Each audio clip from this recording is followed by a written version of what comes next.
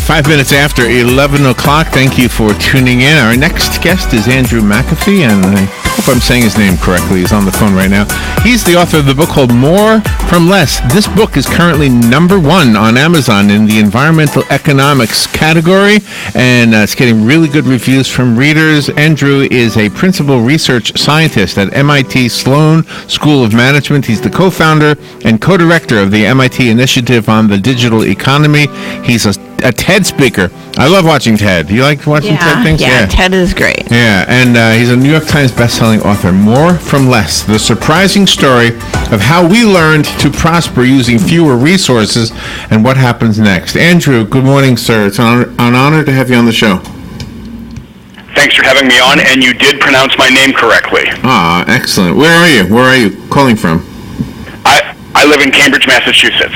Okay, in Cambridge. Now, see, I'm from New York, and if you look at the origins of New York, probably any city, really, but that lower part of Manhattan is how it all began. And when I have had those history lessons when I was a kid, I used to think, wow, how did they do anything? I mean, you had a piece of wood, that's it? Right? That's an example of how they made stuff from nothing, right? Yeah, exactly. And one of the stories I tell in More from Less is about how the Industrial Revolution just changed the course of human history. When we unlocked all the energy and fossil fuels, we just entered a different chapter, which was great news for all of us. Humanity just exploded, but it was kind of hard on our planet. And the reason I wrote the book is to talk about a turning point that we've reached, where we are now, in the rich world, in America anyway, simultaneously improving our prosperity, and finally we have learned to lighten up, to take better care of our Earth over time instead of degrading it over time. Oh, I love that. And you know what? I'm as guilty as anybody when it comes to driving cars and taking, transportation that pollutes the air.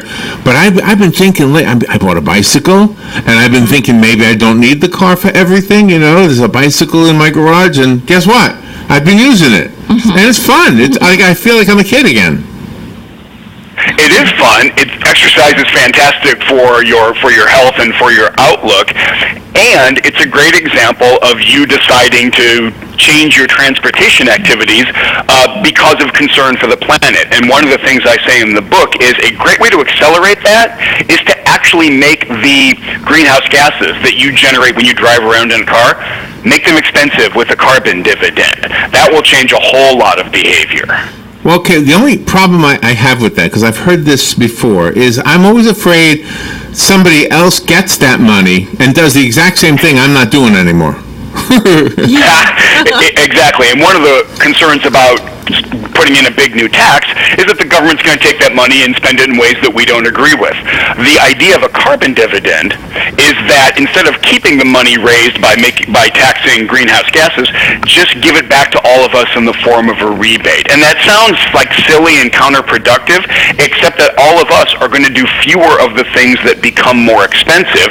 Even if we've got a little bit more money because of the carbon dividend, we're going to drive less because driving has suddenly become more expensive. It's a great way to nudge our behavior in a way that's productive for the planet. Okay, so how does that work in the real world? Let's put myself into a commuter situation. I live on Long Island in New York, and I have to get to the city, and every single day I got to get there. How does this change that? In that case, it might not. So, for example, if you want to use your carbon dividend in that example to continue to commute, you'll use that extra money to offset the cost of the extra gasoline. But a lot of the rest of us are going to say, man, I don't want to drive anymore. It just got comparatively more expensive to me. I'm going to go do other things with my household budget. And if we can get the tax level right, and it's tricky, but we have shown that it's possible, then we can have large-scale behavior change as a result of all these individual different decisions that people make. Okay, and I guess I understand it better now. So is there any place in the world, maybe not in this country, or maybe in this country, where we're doing this, or at least partially doing this? Yeah, the Canadian province of British Columbia actually has a carbon tax in place now. They were helped with it by Bill Nordhaus, who won the Nobel Prize in Economics last year, in large part for suggesting this as an effective way to deal with greenhouse gases and with global warming. What an economist would classically say is, look, if you don't like a behavior, if you don't like this nasty side effect of something that we're doing, just make it expensive and watch people change their behavior. Well, that makes sense, actually. But again, my hope with the carbon tax, I think the carbon dividend, I know it's just a semantics, the use of words, but the carbon tax, I was always thinking, well, how does paying money to something, because I had this let me just go back in time. I had a conversation with Bono, the guy from U2, and I love Bono, and I love U2, I love everything about them, but he was preaching to me a little bit about using too much electricity, and I thought to myself, I have one 60-watt. I lived in a mobile home. I had a 60-watt light bulb. I drove a small Toyota, and he's on a stage with 1 million light bulbs. And I said to him, I think you're using more than me. Right. Yeah, and in general, I don't think preaching works really well. I think it makes the preacher feel better in some ways, but it doesn't seem to be really effective. So what we need to do is shift costs around, and we have a good track record with this. A big part of the reason the skies in our cities are so much cleaner than they were half a century ago is we decided to tackle sulfur dioxide pollution, which comes from burning coal, and we decided to do it not by making burning coal illegal, but by making it more expensive with what was called a cap-and-trade program on sulfur dioxide and these other kinds of atmospheric pollution. And what happens is the instant that those power-generating companies saw that this was becoming more expensive, wow, did they invest in all kinds of research and other things to make that cost go down. And the pollution went down super quickly, and the total cost of making that pollution go down was about 20-25% of the initial estimates. If you unlock our desire to save money, if you can channel that properly, I think we'll be amazed at the results. Now, this is politically difficult to do. I don't want to pretend otherwise, but, our planet's kind of important. It's important, and right now, this is not me talking. This is the people who are standing on the bull in Wall Street and the people who are stopping traffic in Portland, Oregon. Right now, their message is that the rich are the ones messing up the planet. They don't say the poor are, because the poor are pretty much, they have to do what they have to do. Wouldn't the rich still be able to dirty up the planet? Because if all it is more expensive, they'll still fly their jets, they'll still do everything. Yeah, but we have to keep in mind that greenhouse gases are caused by kind of everything that we humans do. They're caused by agriculture, they're caused by industry, they're caused by transportation. Now, the rich do more of those things, but let's say the rich have, whatever it is, 80% of the wealth. They are not generating 80% of the carbon.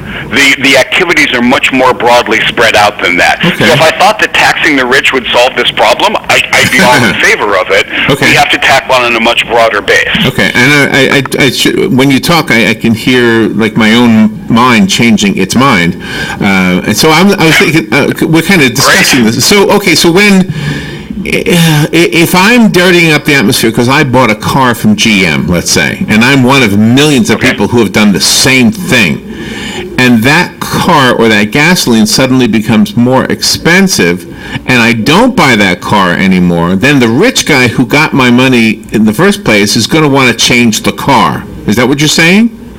In other words, that's exactly right. GM is going to really accelerate their investments in cars that they don't get taxed on, cars that are less expensive, electric cars, for example. You'll watch the transportation industry shift what it does. Now, transportation is not going to change overnight because we have all these vehicles on the road, but over time, you can bet that if you change a business's cost structure, change an industry's cost structure, they will run from those higher costs like a gazelle runs when it smells a lion. It's just immediate. I think part of the cleaning up that we are seeing, like you said, the air in New York does seem cleaner. The rivers are definitely cleaner. The Bronx River is definitely cleaner. The Hudson River looks cleaner. I can't tell you. I did a study, but it just looks cleaner. Yeah, they're cleaner. But Los Angeles still looks dirty. That air in LA still looks dirty to me, like it did 40 years ago. No, it's so much cleaner than it was a generation or two ago. And this, for me, is one of the great triumphs of the environmental movement, was around Earth Day, the first Earth Day in 1970. People just took to the streets and said, look, you have to stop doing this. We're not going to tolerate smog alerts and our throats itching every day when we wake up. We demand something better, and they got it. And it makes me incredibly nostalgic that the Nixon administration put a lot of the most effective efforts in place with the Clean Air Act, the Clean Water Act, and just these very effective pieces of legislation that said over time we're going to clean up the land, the water, the air in America, and we have. Now, it's not clean enough. We still have more work to do, but we have to acknowledge the incredible progress that we've made, and I think more fundamentally, the fact that we have written a very good playbook for dealing with our planet, for taking better care of it. We need to keep following that playbook. Well, good for you. Yeah, it's something Robin and I have been a part of for a long time, as far as speaking about it, or we did children's songs about it, that kind of thing. Yeah, we definitely want a cleaner world. When we started doing this, there was no talk of global warming, but there was definitely pollution. Right. There was definitely pollution in the air and in the water. So, and I think what I was trying to say about the rivers, especially the Bronx River, is that it wasn't a tax or a dividend, or nor was it the rich. It was the NAACP and it was the Girl Scouts. Those are the two groups up in the Bronx. Did I say the Brooklyn River? I meant the Bronx River. That's the two groups that really spearheaded that cleanup. And it was just average, everyday people saying, "Oh, let's help them out." And little by little, they pulled out all this crap from the bottom of that river. Yeah, and a lot of these are bottom-up efforts. A lot of them start with communities saying, look, we're just not going to tolerate this anymore. And I've been talking about the benefits of tax. Sometimes you just want to make pollution illegal. You cannot dump waste at sea in America anymore, even if you're willing to pay for it. So we have this rich portfolio of things that we can do, but my point is it's a portfolio that's demonstrated that it works really well, it performs really well. Greenhouse gases are really difficult, but they're not mysterious. They're a form of pollution, and if we put our minds to it, we know that we can reduce pollution. Well, good for you. Yeah, I like what you're saying. You also have different studies in there about individual prosperity. You bring up the mortality rate in your book also, and people that are committing suicide by drugs and alcoholism. Yeah, and there's a really good news story with a really important exception to it. Almost any group that you care about, anywhere around the world, death rates, mortality rates are declining. We human beings are living longer, healthier lives. Even in the lowest income countries, fewer mothers are dying in childbirth, fewer infants are dying. It makes you incredibly happy when you look at the trend. You bring up this incredibly scary, important exception, which is that middle class, less educated Americans have seen their overall death rates increase, largely because of these what we call deaths of despair, and they are drug overdoses, they are alcohol poisoning, and suicide. This is a scary, scary phenomenon. It's a public health crisis in America. I wanted to ask you to compare what you are doing, because I like what you're saying, and it all makes sense, and a relaxed debate like we're having at some points in our conversation. There's been a little bit of a debate, but you're very good at explaining what you're trying to say. I wanted you to compare it to the tobacco campaigns, because we, as Americans anyway, did a pretty good job at getting smoking to be decreased. And it wasn't through a law. And maybe it was through a tax somewhat, because cigarettes became taxed, but I think it was mostly because there was this message constantly out there. I don't know who paid for them, but somebody must have, to just tell us not to smoke. In the same way, New York had that no littering campaign that went on for a while. Yeah, and the phrase "don't mess with Texas" actually comes from a Texan anti-littering campaign, but I got a bunch of Texas celebrities to just keep saying that, and it entered the popular vocabulary. Anti-smoking is this fantastic chapter because we did a bunch of different things, and you highlight this effective ad campaign that got put out there where we just highlighted the dangers of smoking. I remember as a little kid hectoring my mom all the time, because she smoked at the time, and I was a little kid, and I would go home, see this, and yell at her for smoking because of the advertisements that I saw. And it worked. She stopped, and thank God she's still with us. She's still healthy. Yeah. We also made smoking more expensive. We taxed the heck out of cigarettes, put these sin taxes on, and we did put laws in place. So, for example, I'm pretty sure you can't smoke in a bar or a restaurant anymore in New York. You certainly can't in Boston and Cambridge.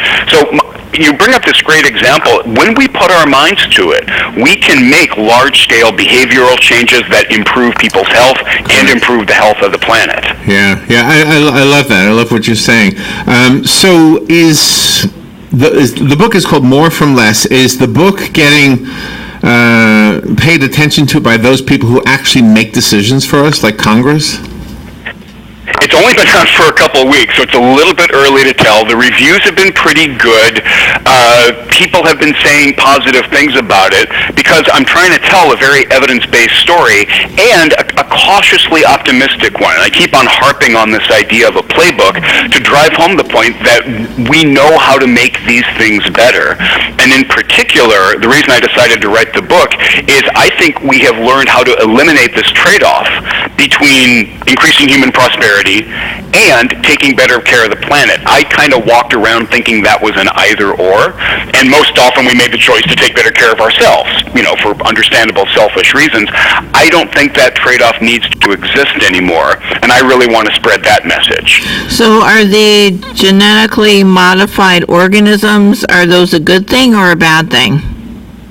They're a fantastic thing, and especially because in the decades ahead, we know our climate is going to change, and we're going to see more droughts and heat waves and changing rainfall patterns. We need different crops that are resistant, tolerant to those kinds of things. We have this really powerful toolkit called genetically modified organizations. We are forbidding it in big parts of the world, and they have this reputation that they don't deserve. So one of the things I learned writing the book is how many different reviews of the evidence have been done by the American Academy of Science, the French, the German, the European, the African. It doesn't matter. They all come to exactly the same conclusion. There is no evidence that GMOs are less safe, more harmful, have anything bad associated with them than conventional crops. And when I think about the low-income people who are being denied some important kinds of nutrition because of anti-GMO hysteria, it makes me a little angry. But doesn't it hurt the farmer in the pocketbook? Because if you're non-GMO, it's you're getting the seeds from the crop that's already there. Whereas GMOs, you have to modify those seeds. They don't drop the seeds. And in some cases, the farmers do pay for the seeds, but they are capable of making that calculation themselves. If the GMO stuff doesn't improve their yields enough to justify that investment, they won't make that investment. I think in general, we need to give people credit for being able to make smart economic decisions, even if they're farmers in some low-income countries. The other thing is that some really important varieties of GMO, like golden rice, which helps prevent infant blindness in some of the poorest parts of the world, these are available for free. These have been made available, and yet they're still being demonized. Oh my! Yeah, talk about the rest of the world if you could. If we had some kind of a dividend or a tax, it would obviously only be applicable in America. And just like with the smoking, from what I understand, they still smoke pretty heavily over in Europe, and I have no idea what they do in Asia. But is the same thing happening? Because you hear all these stories about China having way more polluted air than we do. How is that? How can we make that campaign? Obviously, the taxing and the dividends couldn't be international, but maybe the campaign could. Maybe the just the mindset or the I don't know, similar to the smoking thing. Most kinds of air pollution are local. The problem with greenhouse gases is that they're inherently global. So global warming is a global phenomenon. And you point out that a carbon dividend, an American carbon dividend, kind of only applies to America. There's an important exception to that, which is that we can put on what's called a border adjustment, so that if we import Chinese products that are made in these really high carbon ways, great. Tax that at the border. That provides a really direct incentive to China to start cleaning up its act and to start generating energy and making products in lower carbon ways. But I think more fundamentally what we need to do is what we did to close the hole in the ozone layer. We realized that CFCs were causing the hole in the ozone layer, and we put together very quickly an international consortium that said, okay, here's what the reduction path is going to look like over time. I just miss that kind of global will and global cooperation and leadership if the U.S., the EU, and China got together and actually said, okay, here's our integrated carbon tax plan, here's our energy transition plan, and they did it in a more lasting way than we've seen so far. I think that would be wonderful. And what about nuclear power plants? There's always pros and cons about that. Yeah, but the pros so outweigh the cons. I've become a nuclear fanatic as a result of researching this book. Nuclear activates the it factor in just about everybody, myself included. I was a kid when 3 Mile Island happened. I vividly remember Chernobyl. I just watched the HBO series about Chernobyl, which was great entertainment and incredibly scary. And then we had Fukushima. So people around the world are really turned off on nuclear power, basically because their it factor gets activated. If you can set that aside and look at the evidence, you come to a really different conclusion. Nuclear power, this is going to sound crazy, but it's true. Nuclear power is by far the safest energy source that we have. And the way to think about this is when you include all the deaths that are caused by the pollution generated from different kinds of power, the comparison is not even close. I think around 1 million people a year die from the pollution caused by coal-generated electricity. But nothing like that is happening with nuclear. When we burn gas, when we burn oil, we have the same kinds of really unpleasant pollution side effects. And even if you just look at the accident rates, and you include things like Chernobyl, and if you look at the overall accident track record of nuclear, it is surprisingly good. It's incredibly weird and counterintuitive, but the research on this is actually pretty solid. Can you talk a little bit? You mentioned the coal burning pollution. If we have electric cars, is the pollution from that individual car greater than the pollution caused by the coal burning plant that makes the electricity? Yeah, so when we think about electric vehicles, an important question is, where does the electricity come from? Does it come from pretty brown sources like a coal-fired plant, or green sources like solar or like nuclear? My sci-fi vision for what we need to do for energy in the 21st century is to nuclearize our energy sector as quickly as possible, and then we'll all drive around, in my sci-fi vision, we'll all drive around electric vehicles that are where they get their electricity inherently from nuclear power, and the climate eases up. I think Elon Musk said he has a battery in the works that'll last 1 million miles. I don't know if you heard that or not. Yeah. Did you hear that? Yeah, Elon says a lot of things. The problem with solar and wind, which are also very, very clean and green energy sources, is, first of all, that you need to cover a lot of area in wind turbines or solar panels to get anything like the same amount of energy you get from one small nuclear power plant. And second of all, it's not always sunny and it's not always windy, so you need backup storage. And our batteries are getting better. To me, it looks like they're not getting better quickly enough to address the bulk of the energy challenge. There are physical and chemical limits to how much energy you can cram into a battery, and man, I hope somebody finds a way around those limits, but for now, they do apply. Well, I just want to say, Andrew, thank you. I think you represent something rare. You have the ability to, first of all, you're a scientist, so you got the science background. You've got the ability to communicate a wonderful idea in a very effective way, and to me, whether you run for office or just influence those people who are in office, I think that's going to be awesome. And you have the ability to write those things, and not just speak them like at a TED event. TED events are great, but books are great also. So thank you for writing the book. It's called More from Less: The Surprising Story of How We Learned to Prosper Using Fewer Resources and What Happens Next. I'm absolutely in favor of this. It's just to give you one tidbit of information about our background for Robin and me. Go back to 1988, I think it was, we wrote a song for children called Forests Green, in which we sang, all I want is a world to pass on to the children as green as the world passed on to me. And it would be nice, yeah. Right on. Andrew, thank you. Thank you for being on the show with us today. Hey, thank you for having me. It was a blast. Good stuff. Keep it up. You're doing something really good for the world. Thank you, Andrew. That's very kind. Thank you. All right, we'll be right back.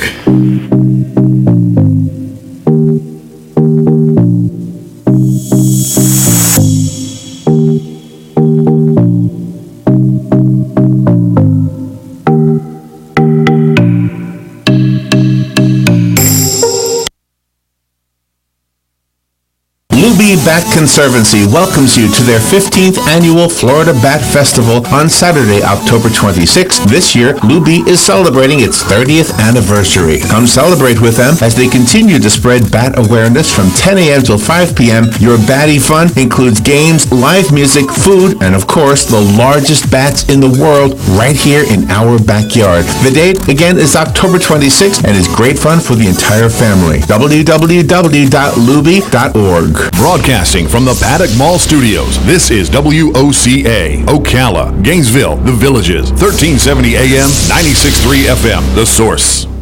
Fox News, I'm Chris Foster. A trial was starting today. Instead, 4 drug makers or distributors settled out of court for $260 million, with 2 Ohio counties suing over opioid addiction. McKesson, Cardinal Health, Amerisource Bergen, and Teva Pharma have agreed to a deal with Cuyahoga and Summit counties. In the last 20 years, an estimated 400,000 deaths have been blamed on opioids. Fox's Jeff Manasseh. The remaining defendant, Walgreens, will get a new trial date. American troops in Syria will be sent to Iraq after sticking around to protect oil fields. Defense Secretary Mark Esper laid out the game plan while in Afghanistan. This withdrawal will take weeks, not days.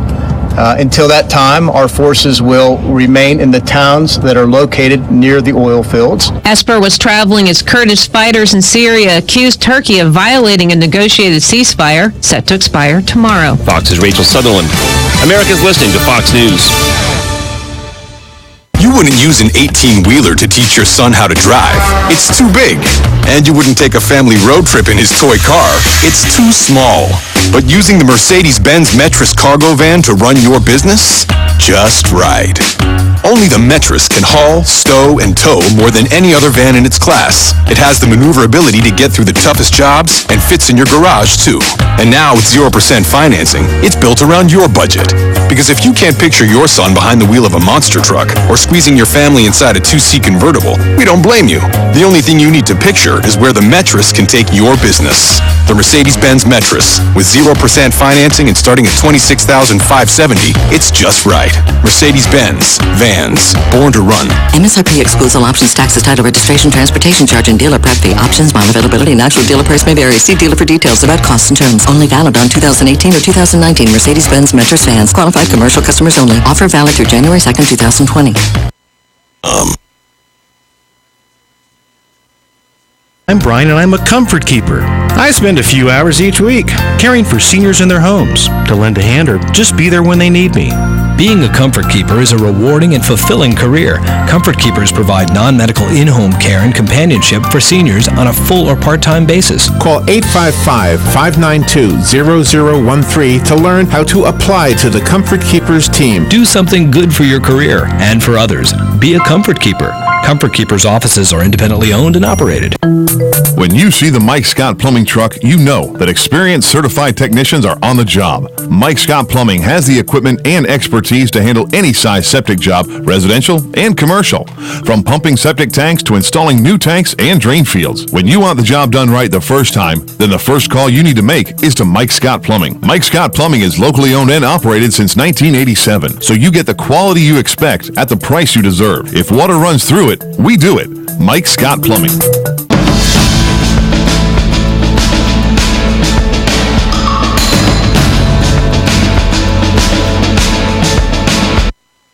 Welcome back to autumn. The weather is cooling off and the leaves will turn colors. At Palm Garden of Ocala, autumn is celebrated with special activities and cold weather menus, even pumpkin spice. But they do not celebrate fall. At Palm Garden, fall can represent pain and injury. If you have fallen and need short-term rehab, Palm Garden is your best choice. During autumn, the only thing that should fall are leaves. Palm Garden is located on the corner of Southwest 27th Avenue and 34th Street. Justice League Estate Sales. With great customer service in a time of need, liquidating a home and vehicle is hard enough. Let the Justice League Estate Sales family-owned team help. They have highly trained appraisers available to work with you. The Justice League Estate Sales name was inspired by a boy named Justice and the Autism Awareness Organization. Please visit www.justiceleagueestatesales.com for upcoming sales. And tune in every Tuesday at 11:20 a.m. on WOCA and learn how the team can help you. Are you overwhelmed by the complexity of promoting your business online? Do you feel like your business is getting left behind in a world that's changing way too fast? Hi, I'm Michael Warren, co-founder of USA for Sale and Brick City Digital Marketing, and I've got good news for you. I'd like to invite you to a special seminar in Ocala on October 30th. This one-time event will give you the tools you need to succeed in the local digital marketplace. Our team is going to guide you through the process of attracting, gaining, and retaining new clients using smart digital marketing. We're going to keep it simple and give you a plan you can put to work immediately. And as our guest, we're going to give you more than $500 in free promotion with absolutely no obligation. We'll also be offering incredible discounts on digital marketing opportunities you won't get anywhere else. Tickets are just $89 and lunch is included. For more information, visit brickcity.com and use promo code RADIO to save 10% on your ticket price. Seats are limited, so visit brickcity.com today. Here are today's headlines from the source WOCA. The penalty phase starts today in the trial of Markeith Lloyd, the Orlando man facing the death penalty for the murder of his ex-girlfriend. Sade Dixon's mother was ecstatic when she heard the verdict. The jury did see through the smoke screens, the lies, and the evidence spoke for itself. Lloyd will go on trial next year for the murder of Orlando Police Lieutenant Deborah Clayton. After a tornado touched down in Polk County, damaging homes and businesses, Sheriff Grady Judd says it's a miracle no one was seriously hurt. The National Weather Service reports an F2 tornado with 120-mile-an-hour winds touched down for 30 minutes Friday night at Carillon Lakes, and it traveled 9 miles to North Lakeland. The suspended Broward County Sheriff will try to get his job back today. The state Senate will hear arguments from Scott Israel on why he should be reinstated. Governor Ron DeSantis suspended Israel for his handling of the Parkland shooting last year, but a Senate special master found the suspension was too harsh. A Florida man is in jail for allegedly killing a peeping Tom who was outside his girlfriend's window while they were having sex. Police say 30-year-old Victor Vickery was at his girlfriend's Fort Lauderdale home when he heard a noise and discovered 57-year-old Assad Akar exposing himself. While Vickery's girlfriend called police, he reportedly beat Akar so severely that he died at a hospital 2 hours later. Despite a wet start in Daytona Beach, this weekend's Biketoberfest appears to have been a success. Vendors were initially worried because of Friday night's storm, but business picked up after the sky cleared Saturday afternoon. The Jaguars are celebrating a 27-17 victory at Cincinnati, despite their offense only scoring one touchdown. Jacksonville quarterback Gardner Minshew said that was disappointing. Yeah, frustrating. It's something we're going to continue to work on, continue to try to get better at.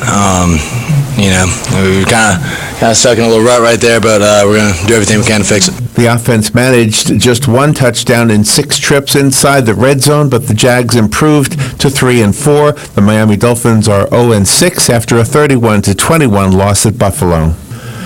Responding to stinging criticism, President Donald Trump on Saturday abruptly reversed his plan to hold the next Group of 7 world leaders meeting at his Doral, Florida golf resort next year. Trump announced a rare backtrack Saturday night after facing accusations that he was using the presidency to enrich himself by hosting the international summit at a private resort owned by his family. Based on both media and Democrat-crazed and irrational hostility, we will no longer consider Trump National Doral, Miami, as the host site for the G7 in 2020. Trump tweeted. He said his administration will begin the search for another site, including the possibility of Camp David, immediately. The striking reversal raises further doubts about the position of the president's acting chief of staff, Mick Mulvaney, who held a press conference Thursday announcing the choice of Doral for the summit. He insisted his staff had concluded it was far and away the best physical facility. Mulvaney said the White House reached that determination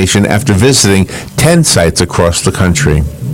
A woman is now in custody after a high-speed cross-county car chase that started in Putnam County and led to gunfire in Marion County yesterday morning. Rachel Baggs, 43 years old, was accused of stealing a 2017 Ford truck from a family member around 4 a.m., according to a press release from the Putnam County Sheriff's Office. Family members told deputies Baggs was carrying a loaded .45 caliber handgun. Deputies say Baggs confronted another family member in a different restaurant location where she threatened them with the stolen handgun. Baggs' ex-partner also called Putnam County Emergency Communications, saying that she actually drove the stolen vehicle into the ex-partner's home as well. Deputies say they chased Baggs, who drove the stolen car southbound on County Road 315 in Interlaken. The high-speed chase crossed over into Marion County. Baggs crashed the car into a wooded area in Citra, where she jumped from the car and fled on foot, according to the release. Baggs was arrested after she allegedly fired a gun at a Marion County Sheriff's Office patrol car, according to a Marion County Sheriff's Office press release.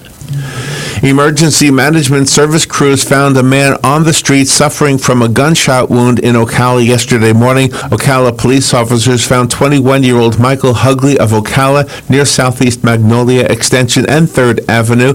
EMS first responders took Hugley to a local hospital where he was listed in critical condition.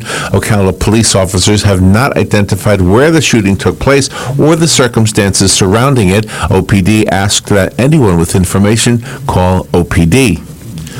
A federal judge issued a ruling on Friday temporarily blocking a Republican-backed Florida law that barred some felons from voting because of their inability to pay fines and other legal debts. The ruling by U.S. District Judge Robert Hinkle could pave the way for thousands of felons who were denied the right to vote to regain the ability to cast ballots unless the state gets a higher court to intervene or if Hinkle later upholds the constitutionality of the state law.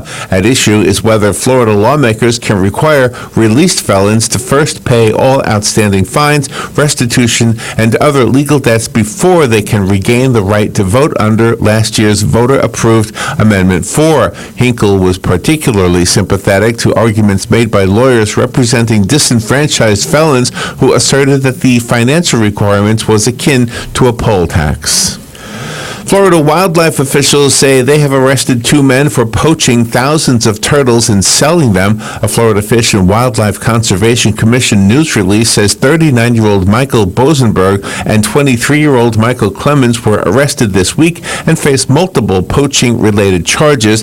Investigators say Bosenberg led a well-organized ring of wildlife traffickers operating mostly in Lee County. Poached turtles sold wholesale for up to $300 each and retailed for as much as $10,000 each in Asia. The FWC documented more than 4,000 turtles illegally taken and sold over a 6-month period, including Florida box turtles, eastern box turtles, striped mud turtles, Florida mud turtles, chicken turtles, Florida softshell turtles, Gulf Coast spiny softshell turtles, spotted turtles, and diamondback terrapins. Officers executed a search warrant in August. Over 600 turtles were returned to the wild. Bosenberg and Clemens were being held at the Lee County Jail. Florida's unemployment rate is down slightly. The state's Department of Economic Opportunity reports the jobless rate fell 0.1% last month to 3.2%. The national rate is 3.5%. A Pasco County man is facing charges after he drove his tractor into a neighbor's tractor, dropped a 10-foot log on his neighbor, and then started beating him. Charles Jerkins is facing charges of aggravated battery with a deadly weapon for the attack, which stemmed from a property dispute. The victim was taken to the hospital with non-life-threatening injuries. Gasoline prices are up in Florida. AAA says the statewide average for a gallon of fuel sits at $2.49. That's a 6-cent increase from a week ago. Tightening gasoline supply is helping to push up pump prices. The annual 10-day Fantasy Fest celebration is underway in Key West. We are celebrating our 40th anniversary here in Key West. This wonderful celebration, our theme is in tune but off-key, and anything musical goes. Masquerade parties, costume contests, and street fairs will climax with the spectacular Grand Parade this coming Saturday. And Walt Disney World has adjusted the names on the menu at Docking Bay 7 Food and Cargo. That's the restaurant inside Star Wars Galaxy's Edge at Hollywood Studios. Previously, the menu featured Star Wars-themed food items with names such as Braised Shack Roast and Fried Andorian Tip Yip.